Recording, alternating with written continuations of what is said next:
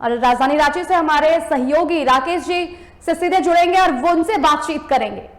जब निकलेंगी तब क्या कुछ संदेश देती हैं, और मुझे जो बातचीत हो रही थी खास करके जिस तरीके से, हालांकि वो बातचीत नहीं करना चाह रही हैं, बूथ के बाहर जाएंगी उसके बाद हो सकता है बातचीत हो सकती है, लेकिन फिलहाल की बातचीत की जाए तो साफ तौर पे लगता है कि कल्पना सोरेन ने अपना वोट दे दिया है। हम कोशिश करेंगे कि एक बार बातचीत करें, और साफ तौर पे कहा जा सकता है कि जिस तरीके का माहौल के बीच से हम कोशिश करेंगे कि आगे चल कर बातचीत करें और एक जगह स्थिरता के साथ बातचीत करने की कोशिश करेंगे कि किस तरीके से यहाँ पे वोट संदेश देना चाहेंगे। ये सारी चीजें चल सकती हैं, और कहीं न कहीं कहा जा सकता है कि जिस तरीके से अब देखिए, हालांकि तरीके से सारी चीजें चल रही थी, उसके बाद से तमाम चीजें चल रही थी, और कल्पना सोरेन रुकेंगे तो हम लोग कोशिश करेंगे कि बातचीत करें, लेकिन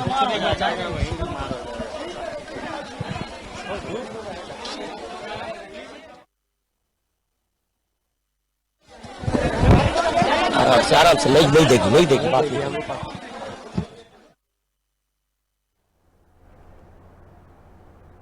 और इस वक्त हमारे सहयोगी मुइजुद्दीन जमशेदपुर से सीधे हमारे साथ जुड़े हुए हैं, उनके पास चलेंगे।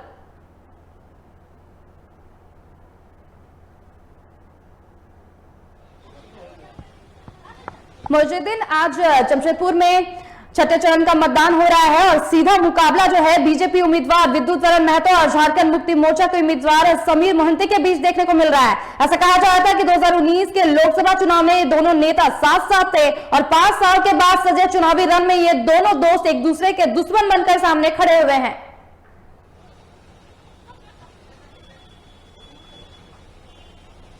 बिल्कुल, देखिए, बदलाव का नियम होता है परिवर्तन, और समय के साथ साथ परिवर्तन होना अनिवार्य है, जरूरी भी है। ऐसे में विद्युत वरण महतो और समीर मोहंती भले ही एक दूसरे के मित्र थे, लेकिन समय के साथ साथ बदलाव हुआ है और दोनों ही अलग अलग रास्ते, अलग अलग मंजिलों की तरफ आगे बढ़ चुके हैं। वर्ष 2014 की बात करें तो वर्ष 2019 की बात करें तो दोनों ही चुनावों में दोनों में एक घनिष्ठ मित्रता थी, लेकिन अब 2024 के चुनाव में ये दोनों मित्र अलग हो चुके हैं। एक एनडीए के ये में है तो दूसरा इंडिया गठबंधन में। आपको बता दें, विद्युत वरण महतो अभी भारतीय जनता पार्टी के तरफ से चुनाव लड़ रहे हैं, तो यहाँ समीर मोहंती इंडिया गठबंधन यानी झामुमो से चुनाव लड़ रहे हैं। ये दोनों प्रत्याशी ऐसे प्रत्याशी हैं जो अपने क्षेत्र में अपने कदकाठी के वजह से जाने जाते हैं और लोग उनकी प्रशंसा ही नहीं बल्कि उन्हें मानते भी हैं कि ये नेता हैं। लेकिन देखने वाली बात होगी कि जमशेदपुर की जनता इन दोनों में से अपना समर्थन, अपना प्यार किसे ज्यादा देती है और कौन चुनकर सामने आता है। यही लोकतंत्र की खूबसूरती है कि हर कोई इस चुनाव में बढ़ चढ़कर हिस्सा लेता है। अंकिता, हम आपको बता दें कि जिस तरह से झारखंड के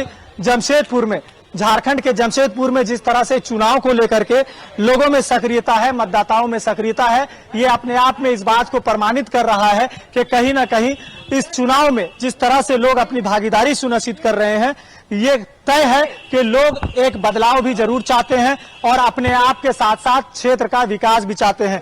यही वजह है कि युवा पीढ़ी भी साथ में शामिल हो रहे हैं इस चुनाव में, खासकर स्कूली बच्चे और कॉलेज के जो छात्र हैं ये भी इस चुनाव में अपनी भागीदारी सुनिश्चित करते हैं। इनसे बात करते हैं। सुबह सवेरे से आप लोग भी यहाँ पर लगे हुए हैं, क्या कुछ देखने को मिल रहा है? लोगों का उत्साह कैसा लग रहा है? जनता में काफी उत्साह है, खास करके पिछले साल से इस साल का वोटिंग रेट, जो हमारे डीसी सर का भी प्रण है कि इस साल वोटिंग रेट बढ़ाना है, तो इस साल हमें वो कामयाब होता हुआ दिख रहा है। जनता भी बहुत जागरूक है और इतनी तपती हुई धूप में भी लगातार बूढ़े बुजुर्ग बच्चे सभी आकर के अपना मतदान भारी से भारी मतों दे रहे हैं। आप लोगों ने अपना मतदान कर लिया? जी, हम करके आए हैं सुबह सुबह। सब पहली बार था या इससे पहले भी किया है?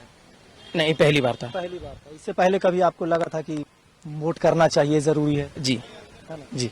क्या कहेंगे युवाओं की सोच को लेकर के कि मतदान कितना जरूरी है? मतदान करने से युवाओं में कुछ अलग ही आती है जोश। मतदान कर लिए? हो गया। चलिए, तो अंकिता, देखा आपने कि लोग बढ़ चढ़ कर हिस्सा ले रहे हैं, मतदान कर रहे हैं, और क्या कहेंगे युवाओं को लेकर के? युवाओं में जो सोच होता है कि एक बदलाव लाना है, क्रांतिकारी विचार होते हैं युवाओं के, तो ऐसे क्रांतिकारी विचार वाले युवा क्या चाहते हैं, क्या होना चाहिए जमशेदपुर में? युवा देखिए सबसे पहले देश की सुरक्षा, शिक्षा, तंदुरुस्त हो और किस तरह से वो होगी, युवाओं की भूमिका बहुत बड़ी है।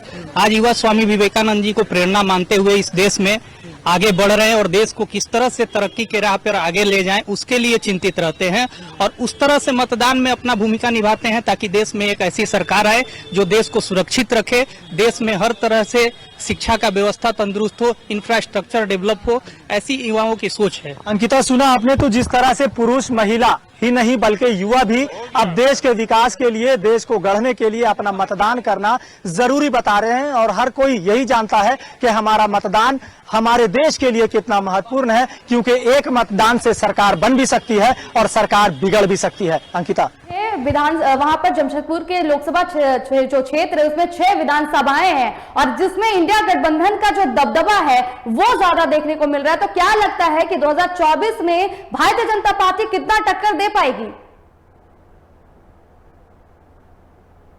देखिए अंकिता, कहना मुश्किल है कि कौन किस पर वर्चस्व बनाएगा, कौन किस पर हावी होगा, ये कह पाना मुश्किल है, क्योंकि दोनों ही प्रत्याशियों ने फील्ड में जो चुनावी रणभूमि है इसमें अपना खूब पसीना बहाया है, जनता को लुभाने का खूब प्रयास किया है। भले ही जिस तरह से एनडीए गठबंधन के जो प्रत्याशी है विद्युत वरण महतो, वो 2 बार जीत हासिल करते आए हैं, अब तक वो जीत हासिल करते आए हैं, लेकिन इस बार इंडिया गठबंधन की ओर से समीर मोहंती है और उनके समर्थन में झारखंड राज्य के मुखिया चंपाई सोरेन कहे या फिर पूर्व मुख्यमंत्री हेमंत सोरेन की पत्नी कल्पना सोरेन हो या फिर दिल्ली के मुख्यमंत्री अरविंद केजरीवाल हो, हर कोई समीर मोहंती का भी समर्थन करते नजर आ रहे हैं। लेकिन दूसरी ओर भारतीय जनता पार्टी का समर्थन भी एनडीए प्रत्याशी कह सकते हैं कि विद्युत वरण महतो के साथ है। ऐसे में दोनों ही प्रत्याशी अपने आप में एक मजबूत दमखम रखता है, लेकिन देखने वाली बात होगी कि इस चुनावी शाह और मात के खेल में जीत किसे मिलती है, हार किसे मिलती है, ये देखने वाली बात होगी। यहाँ पर देख सकते हैं आप अंकिता की जिस तरह से लोगों का आवागमन अभी भी हो रहा है और बड़े बुजुर्ग भी यहाँ पहुंच रहे हैं मतदान करने के लिए, छोटे छोटे बच्चे। आप थोड़ा सा दीदी ऐसे घूम जाइए, यानी लोग अपने परिवार बच्चों को भी हाथ में लेकर, गोद में लेकर आ जा रहे हैं, यानी इन्हें भी पता है कि हमारा मतदान कितना जरूरी है। मतदान करने आए हैं आप बच्चे को लेकर, क्या कुछ मुद्दों को लेकर के वो वहां आज मतदान करने पहुंचे हैं? बना के नहीं आए, जाके बनाएंगे वोट देके। बिल्कुल, आज जो मतदान करने आप यहाँ पहुंचे हैं, क्या कुछ मुद्दा होगा, क्या कुछ महिलाओं को चाहिए, क्या सोच कर आई हैं आप? बोलो तो बता दीजिए क्या कहेंगे, क्या होना चाहिए? जितना चाहिए विकास होना चाहिए। हो गया, वोट दिए थे आप? वोट दे दिए चाची? अच्छा, क्या कुछ होना चाहिए यहाँ, क्या कुछ मुद्दा है इस बार? रोजगार का, बेरोजगारी का, महिला सशक्तिकरण का, क्या चाहते हैं आप महिला?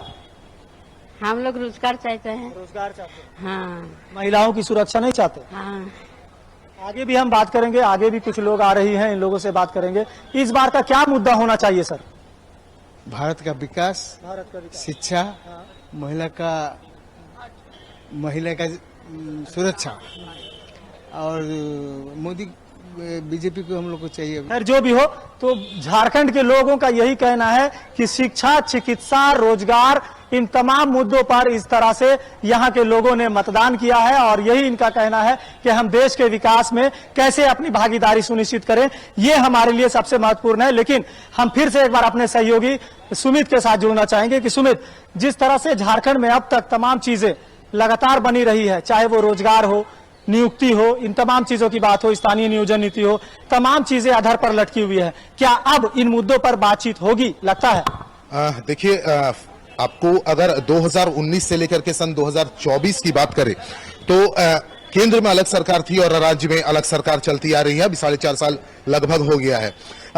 जहां एक तरफ राज्य सरकार कहती है कि हम लाखों नौकरी देंगे, लाखों का नौकरी देंगे, वो दावा करते हैं और केंद्र सरकार भी कहती है, लेकिन केंद्र सरकार और राज्य सरकार के बीच में जो सामंजस्य बेहतर होना चाहिए वो सामंजस्य कहीं ना कहीं स्थापित नहीं हो पाता। बिल्कुल अंकिता, तो सामंजस्य बनाने की जरूरत है। हम कहेंगे कि एक मजबूत इमारत के लिए एक बुनियाद बहुत ही मजबूत होनी चाहिए और एक बुनियाद के तौर पर एक बुजुर्ग हमारे साथ हैं, इनसे बात करेंगे। बाबा, वोट देने आप आए हैं, कब से वोट दे रहे हैं?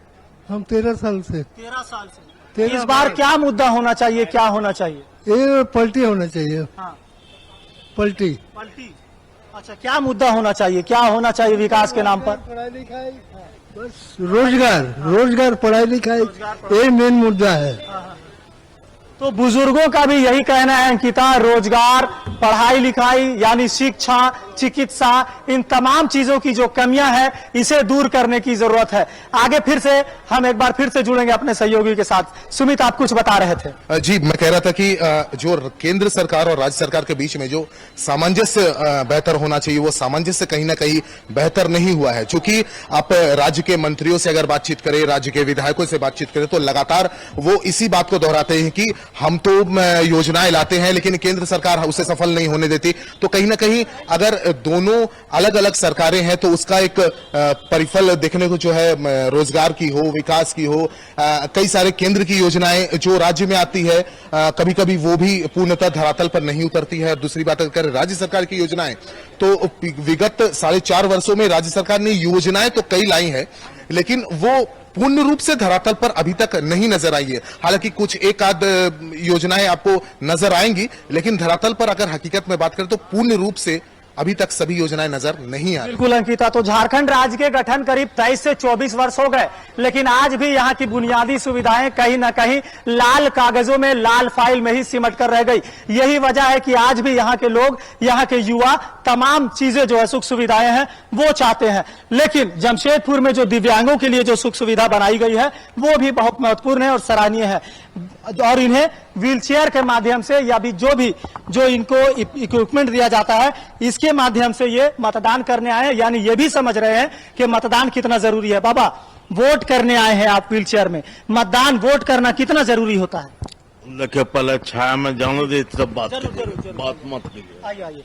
फिलहाल तपती गर्मी में दिव्यांगों को भी आने में कोई गुरेज नहीं है। ये भी मानते हैं कि मतदान बेहद जरूरी है, चाहे जितना भी धूप हो, जितनी भी परेशानी हो, सबसे पहले हम मतदान